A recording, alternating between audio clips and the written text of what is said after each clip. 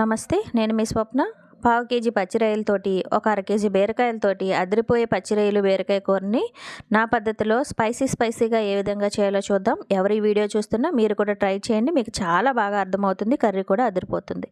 ఒక అర కేజీ బీరకాయలు, ఒక ఉల్లిపాయ, టమాటా, 10 పచ్చిమిరపకాయలు, రొయ్యల్ని పసుపు వేసుకొని ఆయించుకొని పక్కన పెట్టుకోండి. 3 గరిటెలు నూనె వేసి హీట్ అయిన తర్వాత ఉల్లిపాయ, పచ్చిమిరపకాయ వేగిన తర్వాత టమాటా కూడా వేసి బాగా ఫ్రై చేసుకోండి. తర్వాత మీరు ఏ మసాలా వేయాలనుకుంటున్నా ఆ మసాలా 2 స్పూన్లు వేసుకొని పచ్చివాసన పోయేంత వరకు ఫ్రై చేసుకున్న తర్వాత బీరకాయలు కూడా వేసేసుకొని బాగా మగ్గించుకోండి.